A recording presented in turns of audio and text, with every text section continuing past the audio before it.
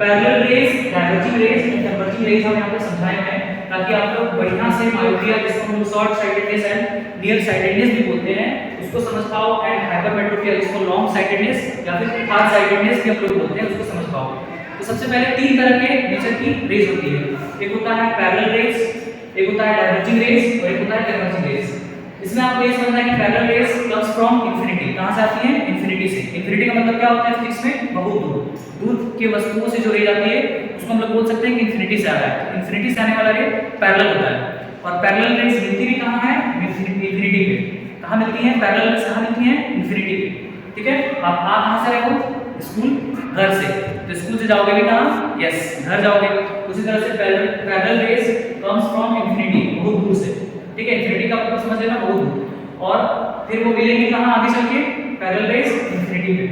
Okay, तो यहां पे हम लिख दिए कि कम्स फ्रॉम डिस्टेंट ऑब्जेक्ट। ठीक है, इंफिनिटी जब भी आए तो दिमाग में ये सोचना है कि दूर की वस्तुओं से आ रही है रेज, तो वो पैरेलल रेज होंगी। नियर बाय ऑब्जेक्ट्स से जो रेज आएगी वो डाइवर्जिंग नेचर की होंगी। Okay, and that diverging rays never meet, जैसा कि आप जानते हैं कभी मिलते नहीं है, इस नेचर की होगी वो, इस तरह से दिखेगी वो। तो डाइवर्जिंग रेज जो होता है वो कभी मिलता नहीं है इस तरह से, पैरेलल आगे चल के मिल जाएगा इंफिनिटी पे।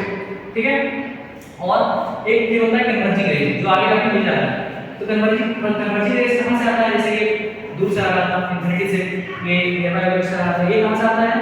तो ये बेसिकली रेज आता है ये या तो पैरेलल रेज के सामने हम जब कन्वेक्स लेंस रख देते हैं तो कन्वर्जिंग रेज हम लोग मिलता है, या फिर कोई डाइवर्जिंग रे आता है नियर बाय ऑब्जेक्ट से, तो उसके सामने जब हम कन्वेक्स लेंस रखते हैं तो वो कन्वर्ज कर देता है। इस प्रकार से हम लोग को कन्वर्जिंग रेज मिलती हैं, जो कि आगे चल के मिल जाती है। उसके बाद हम लोग यहाँ पे अब आते हैं, जो दो तरह का हम लोग को डिफेक्ट पढ़ना है, एक मायोपिया एंड एक hypermetropia.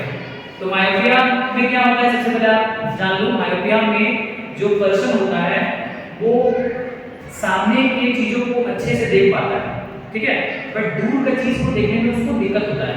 Person can see the near by objects distinctly, clearly, but can not see the distant objects, far of objects distinctly, साफ साफ उसको दूर का चीज देखने में दिक्कत होता है। ओके, तो इस तरह का डिफेक्ट हम लोग क्या बोलते हैं? मायोपिया, जिसमें दूर का चीज देखने में दिक्कत होता है, सामने का चीज साफ साफ दिखाई देता है। ओके, तो इसको ठीक करने के लिए हम लोग क्या करेंगे? कॉनकेव लेंस लगाएंगे, कॉनकेव लेंस, डाइवर्जिंग नेचर का जो होता है। तो आप उसको जरा समझो, यहाँ पे हम चार डायग्राम बनाती है, एनसीईआरटी में तो आपको तीन ही मिलेगा, बट आप उसको समझ लो, यहाँ पे समझने के लिए ऐसा बनाया है। ये जो डायग्राम मैंने बनाया है ये हेल्दी आई के लिए है। आप सोचो, जिसका आई हेल्दी है उसमें तो रेटिना में इमेज बन जाएगा, रेटिना बढ़िया से फोकस हो जाएगा। वो क्या है? बेसिकली बच्चों को कंफ्यूजन कहाँ होता है कि सर रेज को पैरेलल क्यों लाए हैं। आप सोचो, जो मायोपिया होता है उसमें हमें किन चीजों को देखने में दिक्कत होती है? दूर की चीजों को, दूर से जो रेज आती है वो किस नेचर की होती है? अभी मैंने बताया पैरेलल नेचर की होती है, तो इसीलिए हम लोग पैरेलल रेज लाए हैं। उसके बाद ये देखो, यहाँ पे मैक्सिमम रिफ्रैक्शन कॉर्निया के द्वारा दिखाया है, यहाँ पे हो रहा है, बचा कुचा रिफ्रैक्शन लेंस के द्वारा हो रहा है, बढ़िया से रेटिना में जहाँ इमेज बनना चाहिए वो बन जा रहा है। ये हेल्दी आई के लिए, इसको कोई डिफेक्ट नहीं है, ना तो उसको हाइपरमेट्रोपिया है, ना तो उसको मायोपिया है, ना ही कोई फेज मायोपिया है, कुछ भी नहीं उसको। ठीक है, आगे और भी डिफेक्ट पढ़ा जाता है, फेज मायोपिया, कैटरैक्ट, एस्टिग्मेटिज्म, जो कि मैं आगे आपको और वीडियोस में डिस्कस कर दूंगा।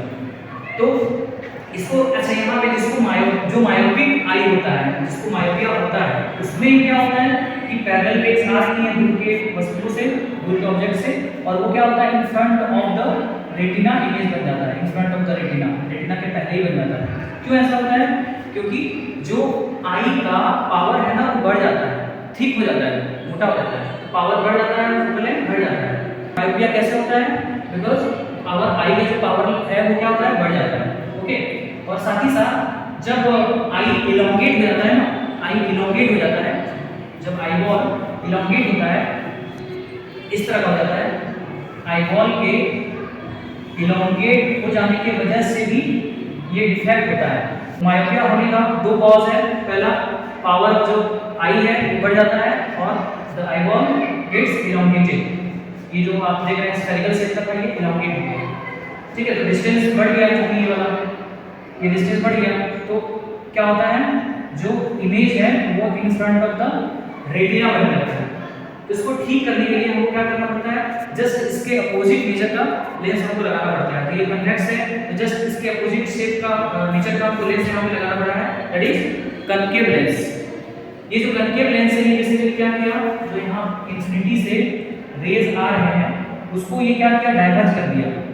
अब जब डाइवर्ज हुआ उसके बाद फिर कॉर्निया से फिर कन्वर्ज होकर यहाँ पे बढ़िया से रेटिना में बन जा रहा है। बेसिकली ये कनकेव लेंस कर क्या रहा है, इसका जो फार पॉइंट होता है, जो नॉर्मल आई का फार पॉइंट होता है वो होता है इंफिनिटी।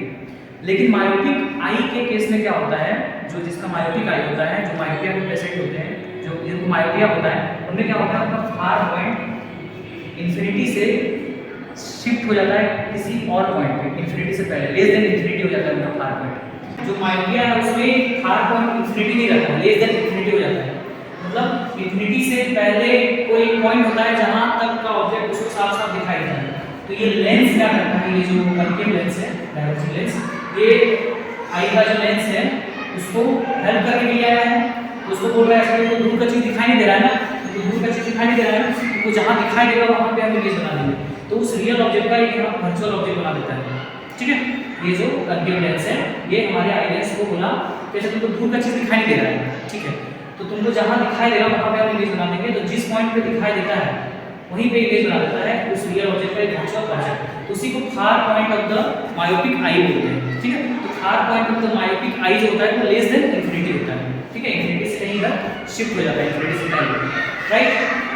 तो उसी चीज को फिर से हम यहाँ पे दिखाए हैं, ये जो दिखा रहे हैं आपको, ये far point of myopic eye है, इसी को बनाए हैं इस डायग्राम में। एनसीईआरटी में आपको यही डायग्राम बना हुआ मिलेगा। ठीक है, far point of myopic eye है। ओके, एक लेंस भी काम किया, इस रियल ऑब्जेक्ट का वर्चुअल ऑब्जेक्ट यहाँ बना दिया और आई देख पा रहे हैं। माइंड को मुझे जहाँ नहीं दिखाई देगा।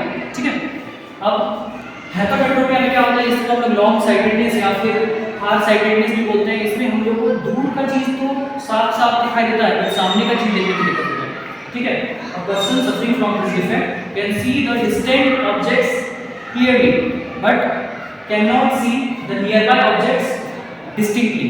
सामने का चीज देखने में दिक्कत होता है।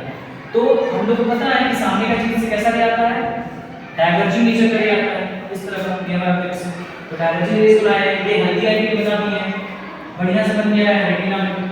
ठीक है, क्योंकि इसमें जो कोई डिफेक्ट नहीं है, हल्दी आई है, तो बढ़िया से रेटिना में फोकस हो जा रहा है। और ऐसा नहीं है कि दो रे लिए, दो ही रे आ रहा है, बहुत सारे रे आ रहे हैं ऑब्जेक्ट से। ठीक है, बट हम लोग को पता है कि इमेज फॉर्मेशन के लिए एटलीस्ट 2 रेज का इंटरसेक्शन जरूरी है। तो हम लोग 2 रेज लिए हैं, बहुत सारे रेज आ रहे हैं, ऐसा नहीं कि 2 ही रे है, यहाँ पे भी बहुत सारे रेज आ रहे हैं, बट हम लोग 2 रे लिए हैं, 2 रेज कम चल जाएगा। तो नियर बाय ऑब्जेक्ट से डाइवर्जिंग नेचर के रेज आ रहे हैं, यहाँ पे बन गया हल्दी आई में, कोई इफेक्ट नहीं है इसमें। बट जो हाइपरमेट्रोपिक आई होता है उसमें क्या होता है, बेसिकली जिस तरह से इसमें पावर बढ़ गया था ना, इसमें पावर बढ़ जाता है। एक तो डाइवर्जिंग नेचर का है, एक किस नेचर का है, डाइवर्जिंग नेचर। तो पावर ज़्यादा होना चाहिए था तभी तो वो कन्वर्ट करेगा, बट पावर बढ़ गया तो लेंस पतला हो गया। ठीक है, और फोकल लेंथ क्या हो गया है, पावर घटा, मतलब फोकल लेंथ क्या हो गया, बढ़ गया, फोकल लेंथ बढ़ गया, पावर घट गया, लेंस पतला हो गया। तो इमेज जहाँ बनाना चाहिए वहाँ ना बना के रेटिना के आगे बना दिया। ठीक है, वहाँ in front of the retina बना रहा था ना, यहाँ पे यहाँ बिहाइंड द रेटिना बनाता है ऑप्टिक नर्व वगैरह। ठीक है, हाइपरमेट्रोपिक केस में तो ये हाइपरमेट्रोपिक आई का डायग्राम बनाया है, डाइवर्जिंग रेज आया नियर बाय ऑब्जेक्ट से। ठीक है, और रेज कन्वर्ज होके फोकस नहीं हो पाया रेटिना पे, बिहाइंड द रेटिना इमेज बनता है। ठीक है, क्योंकि इसका पावर बढ़ चुका है, फोकल लेंथ बढ़ गया। और एक और रीजन होता है, पावर तो घट ही गया है, ये रीजन हो सकता है कि पावर घटा है, मतलब लेंस जो है वो पतला हो गया है। दूसरा रीजन ये भी हो सकता है कि आईबॉल जो है वो शॉर्ट हो गया है, मतलब इसमें इनोवेट का था, इसमें शॉर्ट हो जाता है, मतलब ये वाला जो डिस्टेंस है ये कम हो जाता है, ये स्फेरिकल नहीं रहता है, थोड़ा due to the shortening of the eyeball भी होता है। ठीक है, ऐसे ये स्फेरिकल नहीं रहता है, ऐसे रहता है, तो उसके चलते भी बिहाइंड द रेटिना इमेज बनने लगता है। ओके, इसको ठीक करने के लिए क्या चाहिए, पावर इसका बढ़ा है, इसको सपोर्ट करने के लिए उसी नेचर का लेंस लाना पड़ेगा जिस नेचर का ये है। तो कन्वेक्स लेंस जो होता है वो कन्वर्जिंग नेचर का होता है, तो हमको कन्वर्जिंग नेचर का ही लेंस क्या है, इसी का भाई कन्वेक्स लेंस। ठीक है, अभी जो हम पहले वो क्या है, कनकेव लेंस, क्योंकि हमको मायोपिया है, तो ये कनकेव लेंस था। तो चूंकि इसमें पावर घटा है ना, तो इसी नेचर का लाइए, कभी तो पावर बढ़ाना, पावर हमको इसको घटा हुआ है, इसी नेचर का हमको लेंस लाना पड़ेगा, इसलिए कन्वेक्स लिया है। और ये क्या किया, ये जो नियर बाय ऑब्जेक्ट था, रेज यहाँ से डायवर्जिंग निकला गया, पास हुआ। अब इसको आराम से ये क्या किया, कन्वर्ज किया, फिर कॉर्निया से कन्वर्ज होते हुए आराम से यहाँ बनना चाहिए रेटिना, इमेज बन जाएगा बढ़िया से। ठीक है। फिर हम लोग जब इसको पीछे प्रोड्यूस करेंगे तो यहाँ पे ये देख सकते हैं, यहाँ पे इंटरसेक्ट कर रहा है। तो ये जो है ये near point of the hypermetropic eye है। बेसिकली यहाँ पे क्या हो रहा है, देखो नियर पॉइंट किसी भी हेल्दी आई क्या होता है 25 सेंटीमीटर, लेकिन हाइपरमेट्रोपिक आई का नियर पॉइंट 25 सेंटीमीटर नहीं रहता है, वो ग्रेटर देन 25 सेंटीमीटर हो जाता है। 25 सेंटीमीटर से ज़्यादा नहीं, उसे पॉइंट की शिफ्ट हो जाता है 25 सेंटीमीटर से ज़्यादा ग्रेटर डिस्टेंस पे इमेज को वो देख पाता है। ठीक है, हाइपरमेट्रोपिक आई का जो पर्सन होता है। तो यहाँ पे ये लेंस क्या कर रहा है कि जहाँ भी उसका नियर पॉइंट 25 सेंटीमीटर से जहाँ भी जिस डिस्टेंस पे भी उसका शिफ्ट हुआ है, ठीक है, जहाँ से वो देख पा रहा है क्लियरली, उस पॉइंट पे उस रियल ऑब्जेक्ट का वर्चुअल ऑब्जेक्ट यहाँ बना देगा, तो वो देख पाएगा। This is the near point of the hypermetropic eye. ये लेंस क्या कर रहा है, इस रियल ऑब्जेक्ट का यहाँ वर्चुअल ऑब्जेक्ट बना दिया।